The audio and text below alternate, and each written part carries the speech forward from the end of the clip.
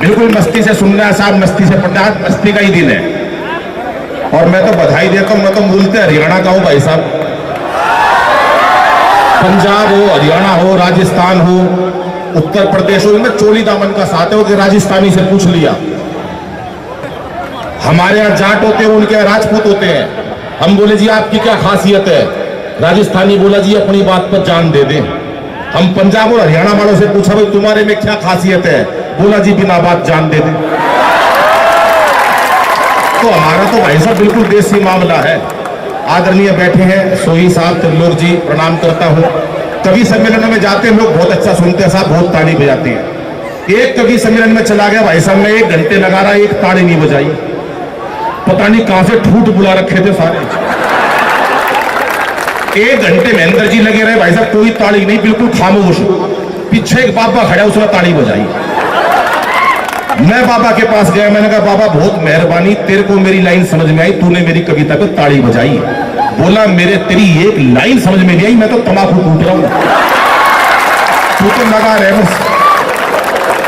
तो चाहे तंबाकू कूटो और चाहे मन से बजाओ, लेकिन एक बार हाथ खड़े करके तालियां बजा के बताओ कि मैं चंडीगढ़ में आ रहा हूं। कुछ लोग वहां बालकोनी पे खड़े हैं। हाँ बिल्कुल बिल्कुल तैयार है साहब, क्या बात है। वो वह पूछ रहा था भाई मैथ के कितने हैं, सबने ताली बजा दी। इंजीनियर कितने हैं, अरे ये पूछो भाई साहब, जो भी पूछने की बात है उसमें ये पूछो सबसे ज्यादा, मतलब पूछ रहे थे सबसे ज्यादा नंबर किसके, कौन सा प्रदेश ज्यादा। अरे ये पूछो गर्लफ्रेंड किस किस की है, सारे राज्य है भाई साहब। हरियाणा का आदमी बिल्कुल मस्त रहता है भाई साहब। आप हरियाणा के प्रदेश के पास से यो इतनी लोग महिलाएं बैठी है, प्रथम पंक्ति में नमन करता हूं बहन जी।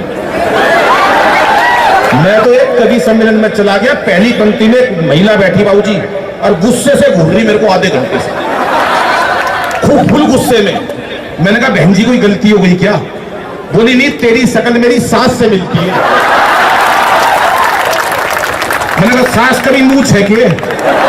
बोली मूछ का तो पता नहीं, पर दाढ़ी रोज बढ़ाती है। लेकिन कवि सम्मेलन का साहब मस्ती का माहौल रहता है, बहुत समय निर्धारित है और बरसात का टाइम भी है। ज्यादा लंबी कविताएं बाबूजी सुनाएंगे नहीं, ज्यादा लंबी कविता सुनाना अच्छी बात नहीं है। वो एक मंच से कवि ने बाबूजी इतनी लंबी कविता सुना दी, इतनी लंबी सुना दी, कविता सुनकर वहां पर बैठा हुआ एक 90 साल का आदमी मर गया। कितनी लंबी सुनेगा भाई साहब मनीष जी, कोई हद होती है थोड़ी ना, सुनाते रहो। कवि को कोर्ट ले जाया गया, जज साहब बोले कवि महोदय इतनी लंबी कविता सुना दी, तुम्हारी कविता सुनकर देश का एक वरिष्ठ नागरिक कम हो गया, तुम्हें सजा मिलेगी, वो भी फांसी की सजा मिलेगी, आप अपनी अंतिम इच्छा बताओ। कवि बोला जज साहब वही कविता मैं एक बार आपको सुनाना चाहता हूं। तो इतनी लंबी कविता हम सुनाने नहीं जा रहे हम भाई साहब, आपको बहुत मन की कविता सुनाएंगे। हरियाणा का आदमी तो वैसे ही मस्त होता है। हरियाणा की लुगाई इतनी देर चुप बिठा दो, सरदार जी मैं बता रहा हूं खड़ा नाश हो जाए। कति नाश पता है ना, कई प्रकार के होते पंजाब में और हरियाणा में, एक खड़ा नाश होता है।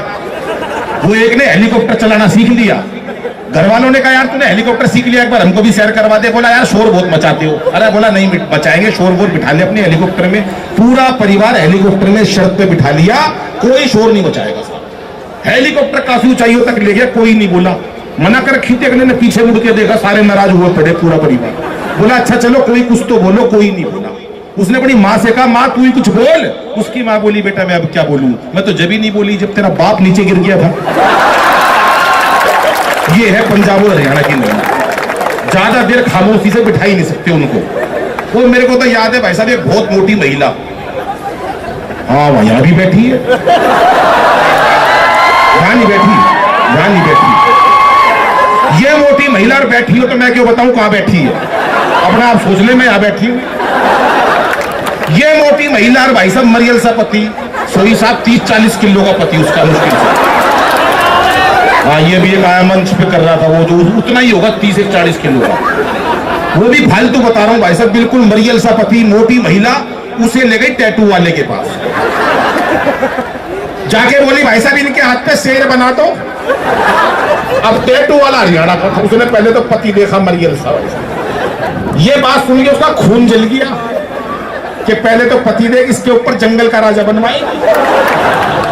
उसने पहले तो पति देखा मरियल सा 30-40 किलो का वैसे, उसके बाद इतना सा हाथ उसका, जरा सी कलाई वैसे।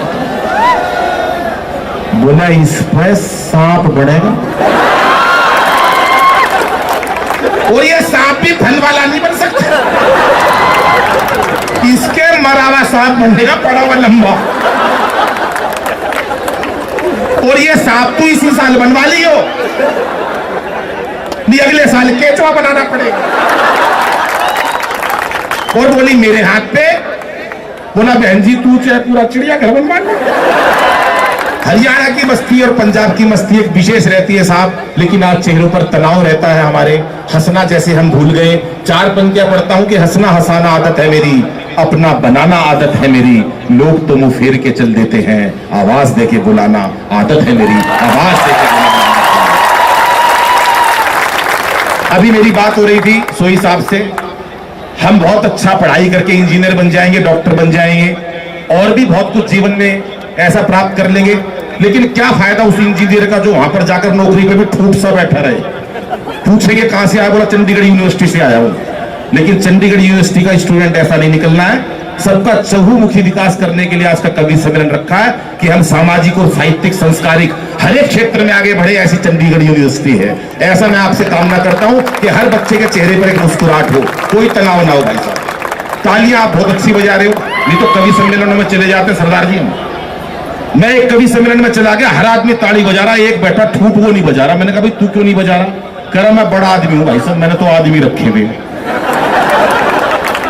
और मैंने कहा ताली बजाने के लिए आदमी टेक लिए। एक कविता सुनाई भाई साहब, सारे हंसे, वो ही नहीं हंसा। मैंने कहा भाई साहब आप क्यों नहीं हंस रहे? बोला बताया था ना बहुत बड़ा आदमी हूं, मैंने आदमी रखे हुए हैं।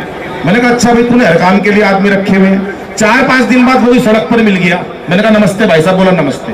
मैंने सुना आपकी शादी हो गई, बोला हाँ। मैंने कहा हनीमून पे नहीं गए?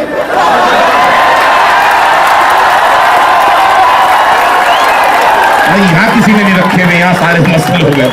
यहाँ बिल्कुल मस्ती की बात है। आइए साहब 4 राजनीति की बातों से जोड़ता हूँ। और हरियाणा का प्रदेश ऐसा, वहां तो बुजुर्ग भी ऐसा। मेट्रो दिल्ली में चलती है, सरदार जी ने मेट्रो में बैठ लिया। एक ताऊ मिल गया मेरे को हरियाणा का, मेरे से बोला रहा छोरे तू बलबीर का सैके, पिताजी के नाम से पूछ लेते उसका है क्या? और अब बोला छोरे बलबीर का सैके। मैं बोला ना ताऊ मैं बलबीर का कोनी। उसके कहा चाहे 2 मिनट बाद फिर पूछ लिया। और अब बोला छोरे तू बलबीर का सैके। मैंने कहा ताऊ 3 बार मना कर दी, बलबीर का कोनी। पर भाई साहब उसके कोई चैन नहीं, हरियाणा का बुड्ढा तो ऊट होता। दोबारा फिर पूछने लगा छोरे बलबीर का सैके। मैंने भी गुस्से में कह दी हाँ बलबीर का हूं। बोला होगा भाई बलबीर का, पर तू लागता तो लिया। तो ये मस्ती का आलम रहता है। एक बार जोरदार तालियां बजाएं, मैं आपको कुछ राजनीतिक छंदों से जोड़ता हूं। कि इस बार मोदी जी की आई सरकार, देखो सबको उम्मीद है कि अच्छे दिन आएंगे। सबको उम्मीद थी कि अच्छे दिन आएंगे, लेकिन पता नहीं आएंगे कि नहीं आएंगे। आएंगे तो अच्छी बात और नहीं आएंगे तो अच्छी बात, लेकिन 4-5 नेता तो खामखा राजी हो रहे हैं कि अच्छे दिन आएंगे। ये लोकसभा के इलेक्शन की बात करता हूं साहब, आप पंक्ति को आनंद लीजिएगा। कि इस बार मोदी जी की आई सरकार, देखो सबको उम्मीद है कि अच्छे दिन आएंगे। और केजरी जी सोच रहे मेरे धरनों के लिए कहीं आलीशान एक चबूतरा बनाएंगे। मैंने कहा भाई चबूतरे का क्या करेगा? बोला जी रोज धरने देने पड़ते हैं, एक अच्छा सा चबूतरा बन जाएगा, मैं तो वहीं विश्राम कर लिया करूंगा, नहीं तो लाल किले जाना पड़ता है। पंक्तियों को आनंद लीजिएगा, 4 पंक्तियां पढ़ता और आपका पूरे सदन का आशीर्वाद चाहूंगा साहब। कि इस बार मोदी जी की आई सरकार, देखो सबको उम्मीद है कि अच्छे दिन आएंगे। और केजरी जी सोच रहे मेरे धरनों के लिए कहीं आलीशान एक चबूतरा बनाएंगे। आडवाणी सोच रहे पीएम तो बने नहीं, आडवाणी सोच रहे पीएम तो बने नहीं, लगता है सीधे राष्ट्रपति ही बनाएंगे। और इस पंक्ति पे आपकी आईक्यू का पता चल जाएगा साहब, जितने लोग उनका आशीर्वाद चाहूंगा। कि आडवाणी सोच रहे पीएम तो बने नहीं, लगता है सीधे राष्ट्रपति ही बनाएंगे। और राहुल जी बोले नहीं कांग्रेस पे भरोसा, लगता है शादी मेरी मोदी जी कराएंगे। ये अच्छी बात है भाई साहब, ऐसा प्रदेश होना चाहिए। नेता विपक्ष का हो तो भी शादी में राजी है। लेकिन कांग्रेस से लोग क्यों नाराज हुए, दिल्ली की राजनीति बताता हूं साहब। 4 पंक्तियों में फिर आपको इतिहास दोहराता हूं कि कांग्रेस ने 65 साल में बड़ा अच्छा काम करा होगा, लेकिन क्यों नाराज हुए? पूरा देश नाराज हुआ कुछ चंद बातों से। 4 पंक्तियों में इतिहास बताता हूं, आपका समर्थन और आपका प्यार चाहूंगा। कि रामदेव को भगाया, याद है भाई साहब? वो रामलीला मैदान से लठ मार मार के, याद है कई लोगों को। अभी मोदी जी ने अपना सूट नीलाम करा, रामदेव जी बोले मैं भी करूंगा। मैंने कहा भैया तुम्हारे पास कौन सा है? बोला वो रामलीला मैदान में पहन के भागा था। मैंने कहा अच्छा ये बताओ रामदेव जी, जिस टाइम आप वहां से भागे निकल कर, तो आपको मीडिया का डर था, पुलिस का डर था, किसका सबसे ज्यादा डर था? बोले मुझे तो यही डर था यार, मैं सूट में निकल रहा हूं, कहीं बाहर निकलकर आसाराम बापू ना मिल जाए कि रामदेव को भगाया, अन्ना बाबा को सताया, दामिनी का कांड हमें दे रहा दुहाई है। आप याद करो क्यों नाराज हुए लोग। रामदेव को भगाया, अन्ना बाबा को सताया, दामिनी का कांड हमें दे रहा दुहाई है। और देश का किसान रोया, सीमा पे जवान रोया, पीएम की खामोशी भी रास नहीं आई है। देश का किसान रोया, सीमा पे जवान रोया, पीएम की खामोशी भी रास नहीं आई है। और शीर्ष नेताओं ने सदा घटिया बयान दिए, शीर्ष नेताओं ने सदा घटिया बयान दिए। रोज घोटालों ने छवि उनकी गिराई है। और महंगाई ना रोक सके, बाकी जो भी वोट बचे, झाड़ू वाली पार्टी ने कर दी सफाई है।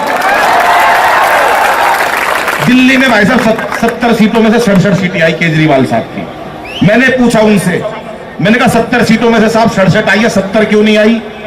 बोला यार झाड़ू कितनी भी अच्छी दे लो, थोड़ा बहुत कूड़ा रह ही जाता।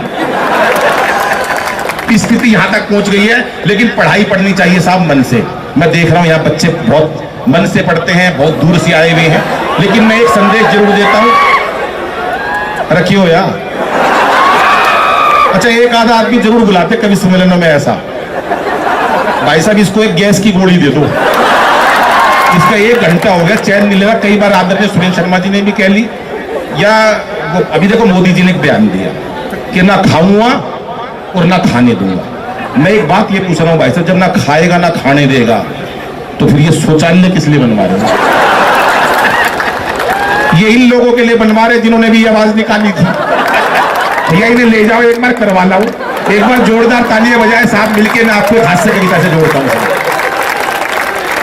बालकोनी वाले का भी विशेष प्यार चाहूंगा साहब। आइए बहुत, अरे इतना प्यार भी ना चाहिए, ये तो खुश हो गए, ज्यादा ही मस्ती में आ लिए। देखो मस्ती से पढ़नी चाहिए, जैसे भाई साहब पंजाब का बच्चा पढ़ता, हरियाणा का बच्चा पढ़ता। वो एक का रिजल्ट आ गया, पिताजी ने पूछा भाई तेरा रिजल्ट आया था बेटा, क्या हुआ? अरे बोला होना क्या था, वो सरपंच का छोरा फेल हो गया। बोला मैं तेरी बूझू हूं, तू क्या सरपंच का फेल हो गया? महाराज तेरा क्या हुआ? बोले इससे ज्यादा क्या कहूँ, डॉक्टर का लड़का फेल हो गया। बोला सरपंच का हो गया, डॉक्टर का हो गया, और तेरा क्या हुआ? बोले जो हमारे स्कूल के प्रिंसिपल है उनका बेटा भी फेल हो गया। अरे बोला अपनी बता महाराज तेरा क्या हुआ? बोला फिर पिताजी तू कौन सा प्रधानमंत्री लाग रहा है, तेरा भी निमट लिया। तो ऐसी पढ़ाई मस्ती के साथ मैं इस चंडीगढ़ यूनिवर्सिटी के सभी छात्रों से निवेदन करूंगा कि आप ऐसी पढ़ाई पढ़ें जो देश में अपना नाम ऊंचा हो, इस संस्था का नाम हो और हमारे प्रधान जी का नाम ऊंचा हो। सरदार जी बैठे, मैं प्रणाम करता हूं। मैं बात तो इन पे भी बहुत कुछ कहना चाहता हूं, लेकिन समझ में नहीं आ रहा कहूं क्या नहीं कहूं, क्योंकि बाद में भाई साहब लिफाफा भी लेना और जाना भी इनसे ही। हाँ जी हाँ, नहीं पर एक बात मेरी इनसे जरूर हुई थी, वो मैं जरूर बताऊंगा, चाहे लिफाफा मिले चाहे ना मिले। पीछे मेरे से इनका फोन आया कि अनिल भाई मेरा स्वास्थ्य ठीक नहीं रहता। मैंने कहा स्वास्थ्य ठीक नहीं रहता साहब, आप सुबह सुबह घूमने चले जाया करो। बोले यार क्या करूं अनिल भाई, आंख ही नहीं खुलती। मैंने कहा जी एक नौकर रख लो। इन्होंने 10,000 रुपए महीने का एक नौकर रख लिया जो सिर्फ जगाएगा 5 बजे। अब इन्होंने वो नौकर रख लिया साहब, ये सोने लगे 9 बजे। भाई साहब नौकर ने इनको से इन्होंने पूछा भाई मैंने तेरे को 10,000 रुपए महीना में रखा हुआ है, कम से कम तू जगाता, मेरे को इसी काम के लिए रखा, तूने जगाया क्यों नहीं? बोला जी मैंने तो आपको जगाया भी था, आप तो घूम के भी आ गए। बोले मैं दुनिया को सिखाता हूं, ये मेरे को सिखा रहा है। मैं कब घूम के आ गया भैया? बोला जी मैंने आपको 5 बजे जगाया था, आपने एक करवट उधर ली, एक करवट उधर ली। मैंने सोचा बड़े आदमी इससे ज्यादा क्या घूमते हो। एक बार पूरी कमेटी के लिए तालियां बजाएं साहब, आपको ऐसे शिक्षक मिलेंगे। हास्य व्यंग की कविता भाई साहब कहां से परिवार से मैंने निकाला है उस हास्य व्यंग को। आजकल चुटकुले टिप्पणियों के माध्यम से पूरा देश हंसा रहा है, लेकिन हम कवि हैं और अपना दायित्व पूरा करते हैं। सब टीवी हुआ क्या बात है, पूरे देश ने इस कविता को पसंद किया। मैं आपका ध्यान चाहूंगा और मस्ती के साथ, लेकिन इस कविता से सिर्फ एक बात सीखनी है कि हमको टेंशन नहीं लेनी साहब। टेंशन में नहीं पढ़ना, किसी तनाव में नहीं पढ़ना, मस्ती के साथ पढ़ना है। कविता से आप आश्चर्य लिए और आप सभी आनंद लीजिएगा साहब कि आजकल के बच्चे गजब ढा रहे हैं, आजकल के बच्चे गजब ढा रहे हैं परीक्षाओं में। भाई साहब पता नहीं क्यों इतने नंबर ला रहे हैं, आजकल के बच्चे गजब ढा रहे हैं परीक्षाओं में, पता नहीं क्यों इतने नंबर ला रहे हैं। हम तो 7-8 भाई थे, पढ़ाई में खूब दिल लगाया करते, तब जाके सबके मिला के 60-70% आया करते पूरे परिवार के। हौसले इतने बुलंद, कभी उदास नहीं हुए, हौसले इतने बुलंद, कभी उदास नहीं हुए। एक साल में 2 भाइयों से ज्यादा पास नहीं हुए, इतने ही होते थे। घर वालों ने जो पुस्तक एक बार दिलवा दी, बहन जी तो समझ गए, घर वालों ने जो पुस्तक एक बार दिलवा दी, भाई सब सारी उम्र वही चला दी। छोटे वाला भाई कई ट्यूशने पढ़ा, पूरा जोर लगा लिया, अगली क्लास में नहीं चढ़ा। दरअसल उसे जबरदस्ती स्कूल में डलवा दिया, दरअसल उसे जबरदस्ती स्कूल में डलवा दिया। पहली कक्षा में दाखिल कराया था, 5 साल बाद पहले से उठा लिया, वही पाया उसी बेंच पे। और इस पंक्ति में पूरे सदन का फिर आशीर्वाद चाहूंगा कि 12वीं कक्षा में, देखो मेरा अनुसरण नहीं करना, सिर्फ मेरे से मस्ती सीखनी है कि आपको बिल्कुल तनाव रहित होकर पढ़ना है, लेकिन नंबर बहुत अच्छे लाने हैं। 12वीं कक्षा में मेरे अकेले के प्रथम पंक्ति का विशेष दायित्व रहता है साहब, सबकी तालियां चाहूंगा जितने लोग खड़े हैं। माइक वाला कहां है? हाँ, तेरा भी चाहूंगा आशीर्वाद। 12वीं कक्षा में कान खोल के सुन लो, चौकन्ने हो जाओ, हाथों को तैयार कर लो साहब। मेरे अकेले के पूरे परिवार में, बाबूजी सरदार जी आप बहुत ध्यान से सुन रहे हो, सुन लो। 12वीं में मेरे अकेले के 33% नंबर आए। ये है खुशी आप लोगों की, मुझे लगा कि मैं चंडीगढ़ में आया हूं। 12वीं में मेरे अकेले के 33% नंबर आए थे। घर वालों ने जश्न मनाए थे। कैसे जश्न मनाए थे सुनो। जब मैं रिजल्ट देखकर घर लौटा तो अद्भुत घड़ी थी, बड़ी बुआ दरवाजे पे आरती का थाल लिए खड़ी थी, कहने लगी बच्चे ने इतिहास रच दिया। और इसी खुशी में सवेरे की सवामनी शाम का भंडारा रख दिया। 33% में भंडारे होते थे। और पिताजी ने खुशी खुशी में पूरे घर में सफेदी करवा दी कि बेटे के 33 आए हैं। पिताजी ने पूरे घर में सफेदी करवा दी और मार्कशीट शीशे में जड़वा के ड्राइंग रूम में टंगवा दी। मैं रिश्तेदारों को दिखाऊंगा और कविता का सबसे पावरफुल पंच देता हूं और सबका आशीर्वाद चाहूंगा कि बड़ी अम्मा ने तो यहां तक कह दिया, दादी मां ने तो यहां तक कह दिया कि अब जब तक इस बच्चे की पढ़ाई चलेगी घर में देसी घी की अखंड जोत जलेगी। ये अलग बात है पढ़ाई बीच में ही छुड़वानी पड़ी, सरदार जी 6 महीने से पहले जोत बुझानी पड़ी। लेकिन ना कोई शिकवा ना कोई गिला, दाखिला आखिर कॉरेस्पॉन्डेंस में मिला, क्योंकि हमारे समय में बच्चे पढ़ाई से बिल्कुल नहीं घबराते थे। एक कक्षा में कई साल लगाते थे और कई बच्चों के तो रिश्ते भी स्कूल के थ्रू आते थे। ये महेंद्र अजनबी जी की शादी स्कूल से ही हुई है कि 6ठी में पढ़ता 24 साल का हो गया। हमारे समय में बच्चे पढ़ाई से बिल्कुल नहीं घबराते थे, एक कक्षा में कई साल लगाते थे और कई बच्चों के तो रिश्ते भी स्कूल के थ्रू आते थे और कई बार तो भाई साहब सिलेबस तक एक्सपायर हो जाया करते, कई बार तो सिलेबस तक एक्सपायर हो जाया करते। बच्चे वही पढ़े रहते, सब मास्टर रिटायर हो जाया करते। और जो बच्चे एक कक्षा में कई वर्ष लगा दिया करते उन्हें अगले साल कक्षा का मॉनिटर बना दिया करते। जो बच्चे एक कक्षा में कई वर्ष लगा दिया करते उन्हें अगले साल कक्षा का मॉनिटर बना दिया करते। वही बच्चे आज देश के विजेता बन गए और उस टाइम के सारे मॉनिटर आज देश के नेता बन गए और उस टाइम के सारे बच्चे आज देश के उस टाइम के सारे मॉनिटर देश के नेता बन गए। लेकिन आजकल के बच्चे जाने किस तनाव में रहते हैं, आजकल के बच्चे जाने किस तनाव में रहते हैं, हर वक्त एक अभाव में रहते हैं। आजकल के बच्चे जाने किस तनाव में रहते हैं, हर वक्त एक अभाव में रहते हैं। अरे बच्चों का बचपन बस्ते के बोझ तले दब गया, माँ बाप का प्यार कंप्यूटर टीवी व मोबाइल की भेंट चढ़ गया, माँ बाप का प्यार कंप्यूटर टीवी व मोबाइल की भेंट चढ़ गया। धन्यवाद।